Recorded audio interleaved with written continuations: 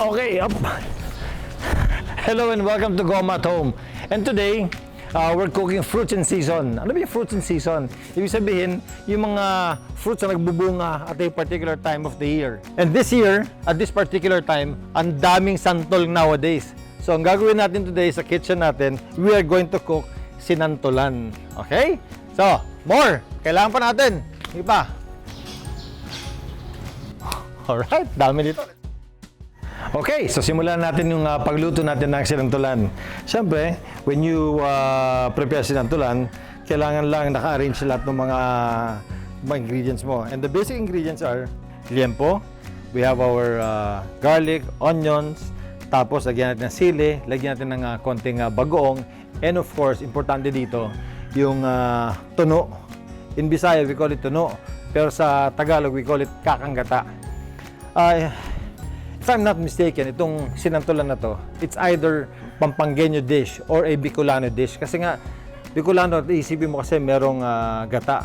Pero Kapampangan, usually sila yung madalas na nag-iimbento ng mga pagkain. So, first time ko nakatikim ng sinantolan was with Cafe Isabel sa restaurant ni Chef Gin Gonzalez. So, today, tayo na may magluluto ng sinantolan. Let's go! Pipil natin yung skin ng santol.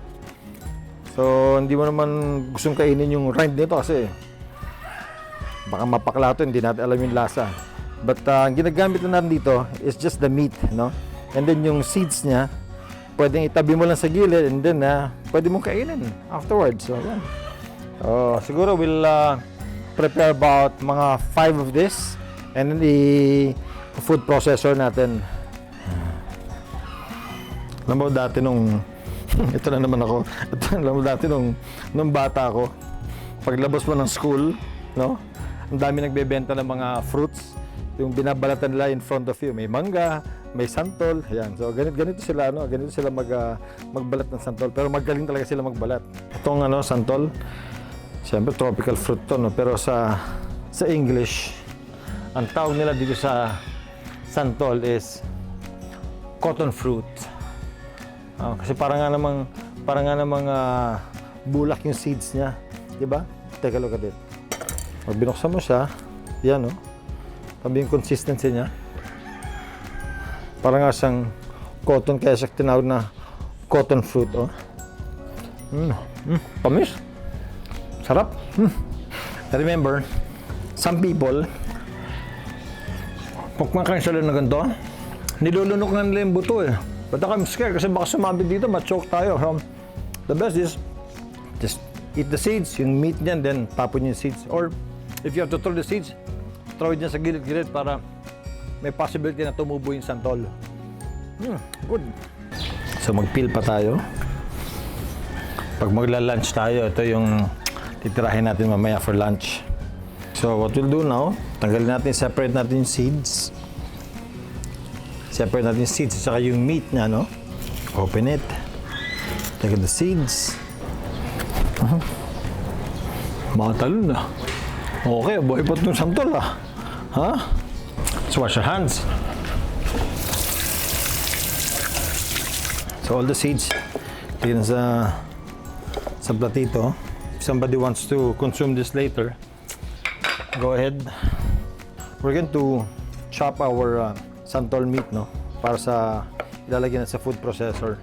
Pero ilagyan natin yung blade natin para mamaya hindi na siya naka-storbo.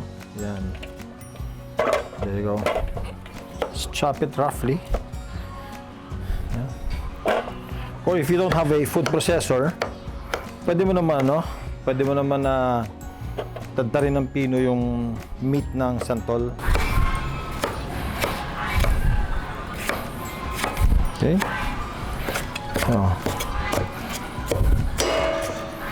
Okay. We'll put it sa food processor natin. And then, yun na. I-process na natin.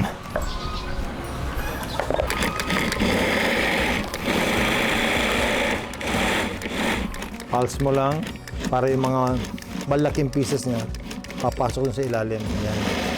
Kasi just continue na i-process siya, may iwan yung malalaki sa ibabaw, then hindi magiging regular yung size ng santol. Mix it a bit para yung malaki punta naman sa ilalim. Para hindi rin siya masyadong pino yung ibang santol meat.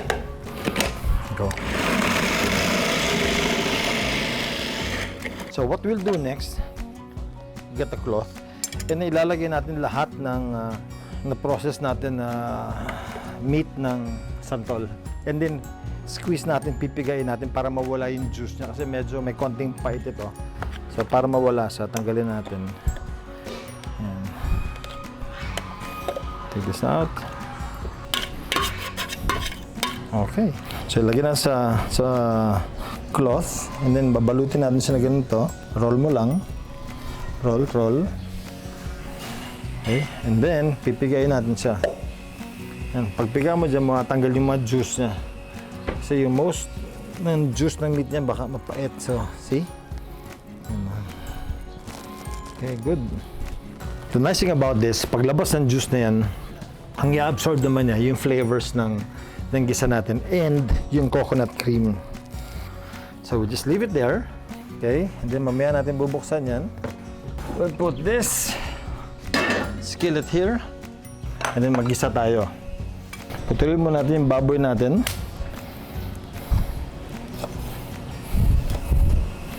We'll cut our pork lembo into small pieces.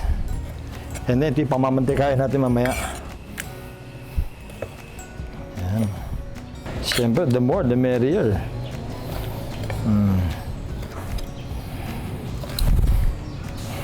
Okay. Wash your hands. So once na naputulan natin yung baboy natin, we'll put this in the frying pan. And then, lutuin natin siya hanggang sa magmantikaan na siya. Masarap yung almost nagchichicharon na siya. And while we're waiting for that, we'll do our onions and our garlic. So for this, onion, let's do the garlic. Okay, here we go. Alright, here goes your garlic. Tagalin natin yung skin. Tabilan natin yung mga skin. Hindi maganda yung skin ng garlic sa pagkain. Now, we'll mince our garlic. Yan, pino na yung garlic. Sakto. Huwag naman masyadong pino. Yan. So, we'll put the garlic on the side. And then, once in a while, kailangan haluin natin yung baboy natin. If you want, lagyan natin ng konting oil just to let the pork render its fat. Yan, labas na yan. So, while we're waiting for that, next, we'll do our onions. Cut the head, and then cut it in half. Take the skin.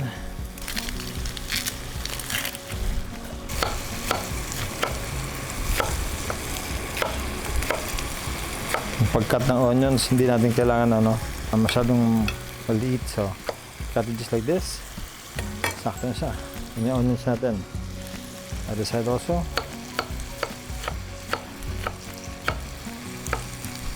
Okay. Then, cut the roots. And that's it. So, it's prepared. Then, halo tayo.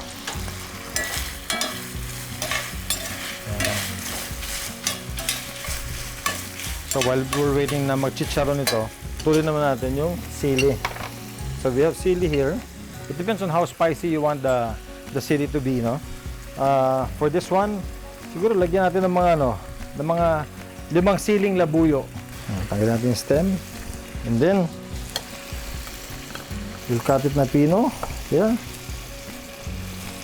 And then yung sili natin na malaki, pwede dito, hindi na natin puputulin or pwede nyo rin putulin.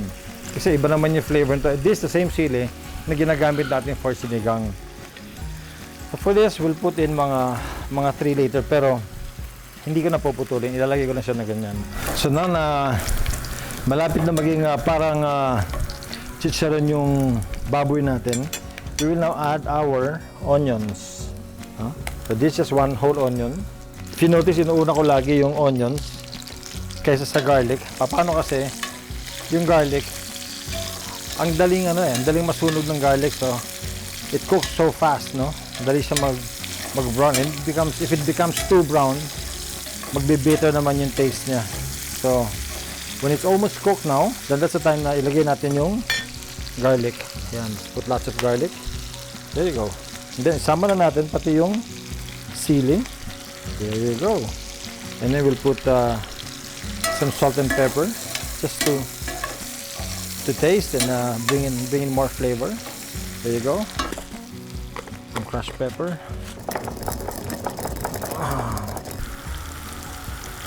Yeah. There you go. And some salt.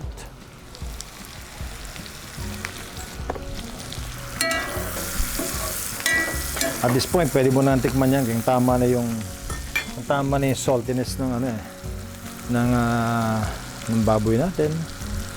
Okay na, saka may maganda na yung flavor niya. Watch out because it's very hot.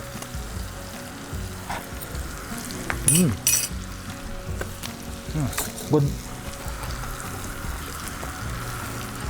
Then we'll add now our bagoong. We'll put in 2 tablespoons of bagoong. Gisa pa natin.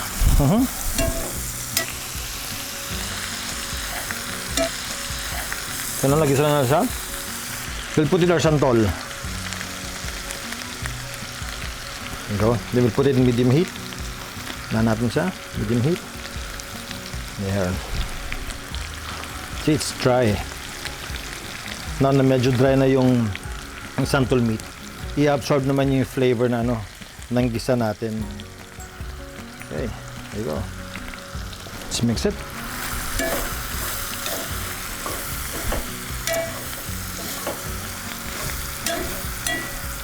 And then we'll just let it cook. Just like that. And then, mamaya, hahaluin lang natin ng konti. After natin haluin, we'll put in our coconut milk. Let's mix it. Yan, Tama sa ilalim, nag-caramelize, Paglagay natin ng coconut cream, lahat ng caramelization na yan, madideglaze yan. That's all flavor. Yan. Because it's brown, medyo nutty na yung flavor niyan. Coming from the pork, coming from the onions, coming from the santol meat. This should take siguro hanggang maluto siya, siguro good about 8 to 10 minutes. And then we'll put in our coconut milk. We cannot cook it too long, otherwise ang mangyayari pag nilagay mo masyadong matagal yung coconut milk, lalabas naman yung oil, and you don't want too much oil. Nawawala kasi yung flavor ng coconut milk.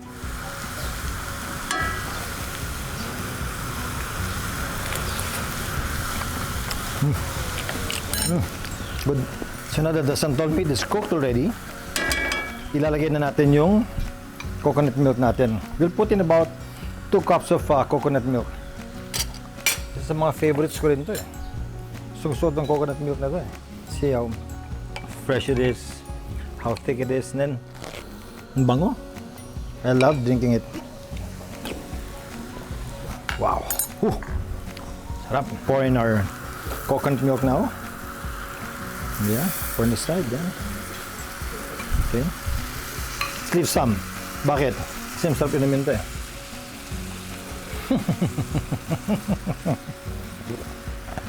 love it. Love it. Okay. Let's put it into low heat and then let it simmer. Then slowly nagde-deglaze siya. Nawawala na yung caramelization dun sa ilalim. Now we'll let it simmer a little. And then pagluto na yung coconut milk natin, pwede na natin i-serve to.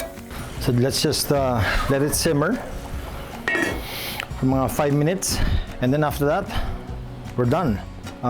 Lagyan na natin to. Ayan, Let's mix this in para for the extra flavor of the green chili. Ayan. This is sa loob. Okay. 5 minutes and we're done. Yun! Ganda! Ganda ng color niya. Let's try it.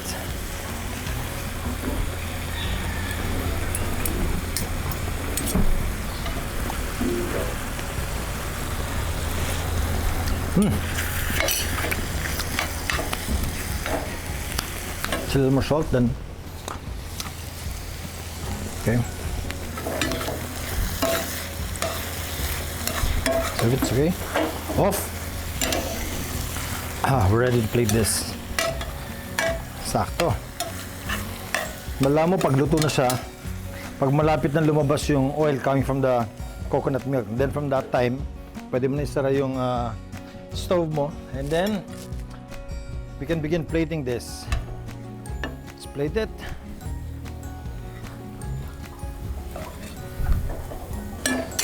So ulam.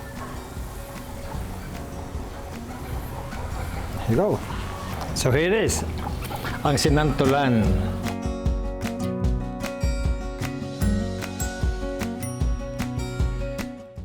And this is the best part. Mainit. Medyo maasim ng konti yung meat niya, and then yung freshness ng coconut milk pinagsama-sama. Siyempre merong anghang, no, coming from the sili.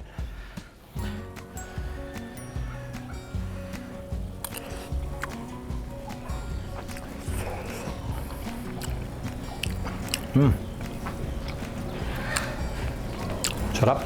Sarap ng asim ng santol. Kanin please. Tadon dire. Thank you for joining me here in Goma at home. If you have the time, try this in your own home, in your own kitchen. Then let me know how it is. And then kung meron kayong mga recipes, yung mga paborito yung recipe sa bahay nyo, text me or leave a comment sa YouTube page natin. And then, pag may time ako, susubukan ko naman yung recipe niyo. Okay? So again, thank you so much for joining me here in Ormoc City, right here at Goma at home. Bye guys!